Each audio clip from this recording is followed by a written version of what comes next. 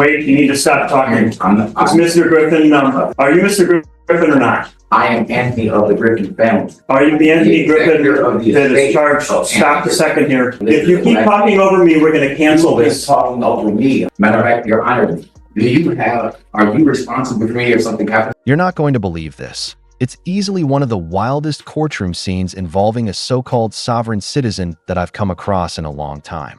This guy completely lost his grip, constantly interrupting the judge no matter how many warnings he got. He spiraled into a rant packed with conspiracy theories and those all too familiar sovereign citizen buzzwords.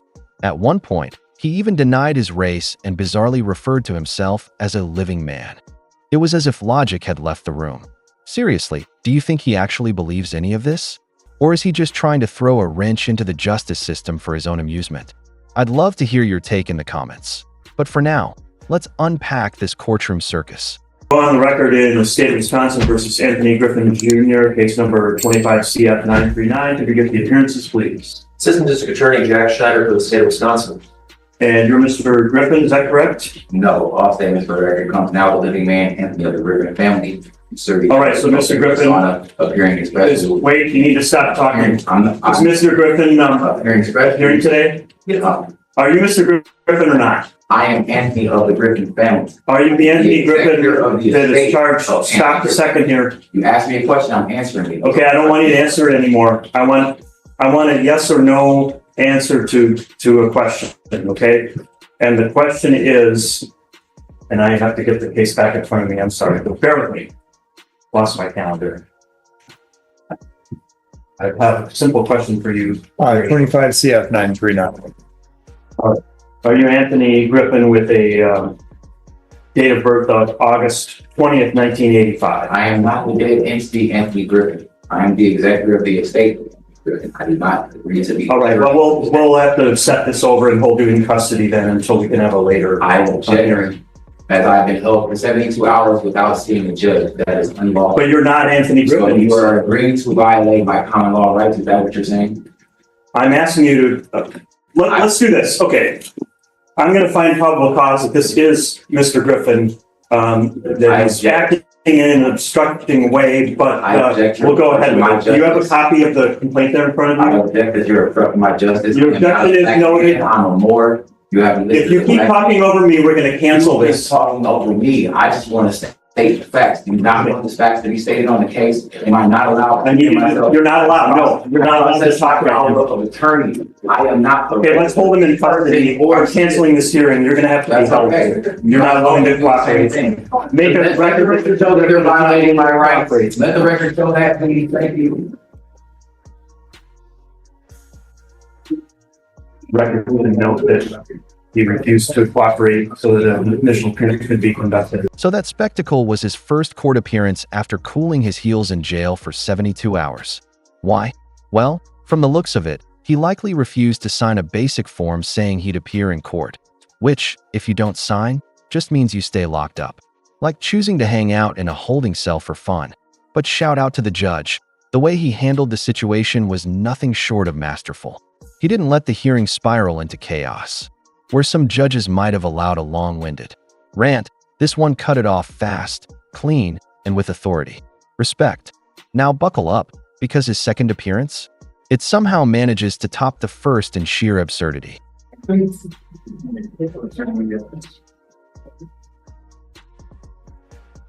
go on the record in the state of Wisconsin versus Anthony Griffin Jr. That's 25CF939 appearances. So we mark up the state. Understand where the defendant's office refers to Mr. Griffin has indicated that he wants to take care of his own case. Right? Is that right, Mr. Griffin? No, I'm not Mr. Griffin. I'm Anthony of the Griffin. I have the power of attorney for him. I do have a question for the court. Will I be allowed to speak freely or will my civil rights be again granted over? Oh, you get to make a statement on bail, but we're going to do this in an orderly fashion. But you're indicating that you're not Mr. Griffin, or that's just not how you identify yourself? It's not about me identifying myself and the Griffin carries my all caps entity with the dead entity. I actually have an EIN for this created entity. This is not me. I also do not live this address. I'm also not a black man. I am a lord. So a lot of things on here are totally wrong, which not be at all. My weight is not 240 pounds. All this information is false. But as for the record, all statements for the record comes now the living man and the other Griffin family. Sure, yours or your son status appearing expressly to continue the regular support. I'm not to be mistaken with the all caps state, as I am the occupant of the executive office and also the sole beneficiary of the state. I filed my power of attorney with the court and I'm ready to proceed. Let the record show that I do not agree to be a surety for the debt entity as it was created from the state and was given to me and is not a representation of me. I am not one who owes debt to the United States or to the state of Wisconsin. Further, I'm not a flight risk. The only reason I'm supported would be the failure of the court to notify me of said date. Furthermore, upon being detained, I made it very clear to Officer Gilson that I wanted my rights read to me.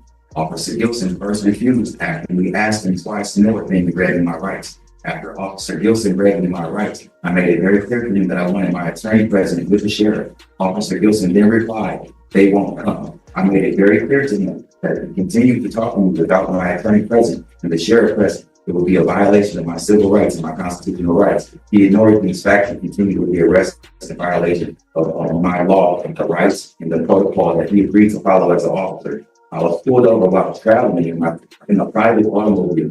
The plates read, DOT exempt, do not detain private traveler. I made it very clear to him that he does not have jurisdiction, but yet he forced it. I was never properly identified as a suspect. My fingerprints were taken under direct arrest of origin after I told them I did not want my fingerprints or people taken until I have a court order from the judge. I do not argue with any of the facts in this charge in instant. This is not me taking a plea. This is accepted for value and returned for value. All the charges contained in this case and use my exemption for discharge and set off and release the order to me immediately. Okay. Well, I think there's at least a reasonable inference on the record that the person known as Anthony Griffin is the same individual in front of me. When they called Anthony Griffin's case, he came out of the holding cell. I don't know why he would do that if he's not. I gave you an opportunity to speak. I'm speaking now. So. This kind of behavior is exactly why sovereign citizens frustrate so many people. It's not about dialogue with them. It's about derailing everything with endless contradictions and bizarre detours. Even when someone approaches them with respect and tries to have a civil exchange, they shut it down or deflect the second they're questioned. It's like arguing with someone who's only programmed to say no, no matter what you ask. At one point, this guy even launched into a speech about his fingerprints and declared, again, that he isn't black. You could practically see the confusion wash over the room. At this point, I honestly can't tell whether he believes his own script or if he's just trolling everyone. What do you think? Is this a deep conviction or a long-running performance?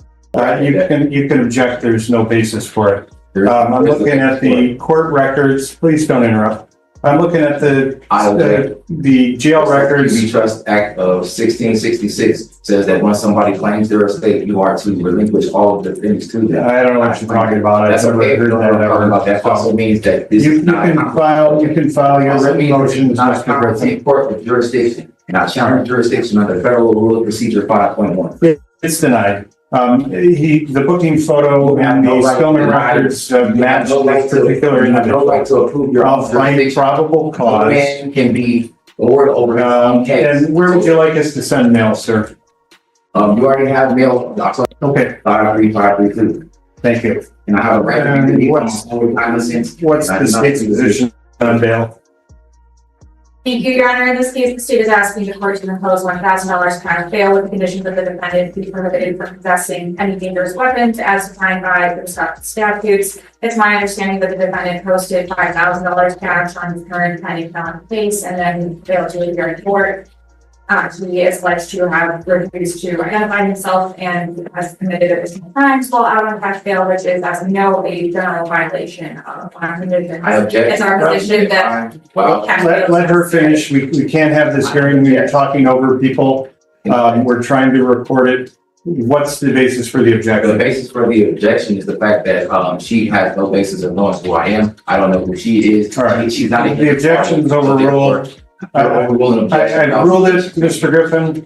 Let her finish. As far as that failure to appear, Your Honor, it looks like a bench warrant for a body only hold was issued on January 27th of this year in pending case 24 CF 907. That warrant was not served until almost 3 months later on the 17th of April this year. So Your Honor, they're sure not that when somebody has a court date that they have to be served a court date so they know that it's there? Or is it okay to actually set a court date without notifying the defendant or the accused and then locking them up for warrant? All right, and I gather you're alleging that Judge Highland did not send notice to you? No, there's no certified anything there. There's no document or proof of service of anything of that date. I went to every previous court date and I don't see a court date.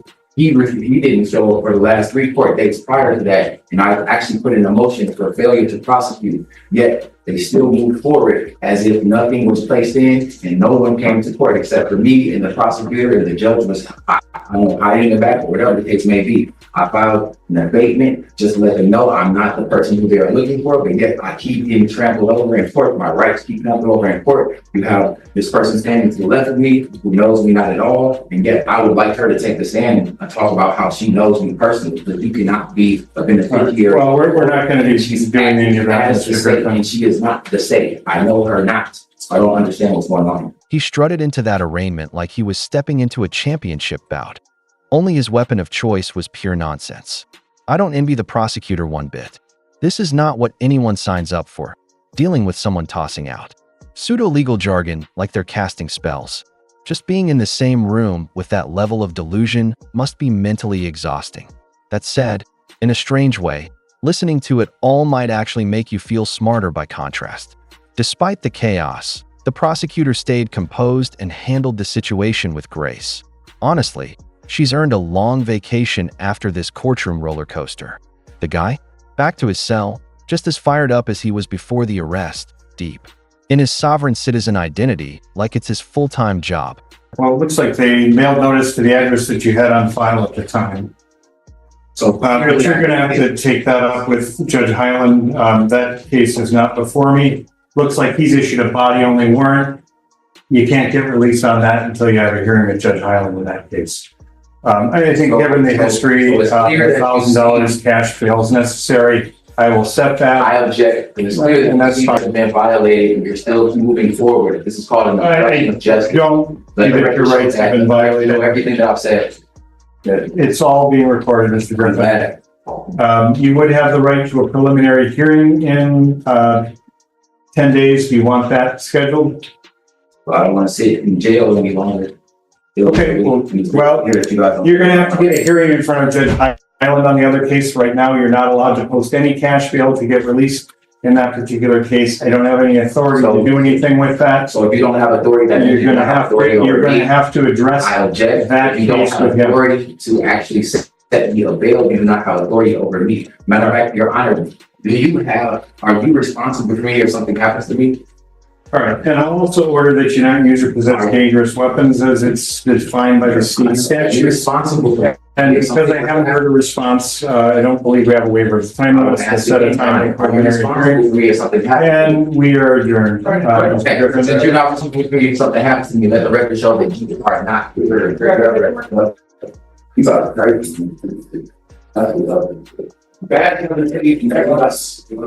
Fake license plates, bogus IDs. This wasn't just someone dabbling in a weird ideology. He was fully committed. This was a lifestyle. And once again, hats off to the judge. Legally, he had to give the guy a chance to speak. That's just part of protecting his rights. But once the rhetoric started veering into absurd territory, the judge kept his cool, stayed professional, and swiftly shut it down. That's exactly how these situations should be managed. Give them just enough rope to show they don't know what they're talking about. Then wrap it up before the whole day gets hijacked. Big thanks to Colin for digging up this gem of a clip. It was something else. If you found this breakdown as wild as I did, don't forget to like, subscribe, and stick around for more courtroom chaos.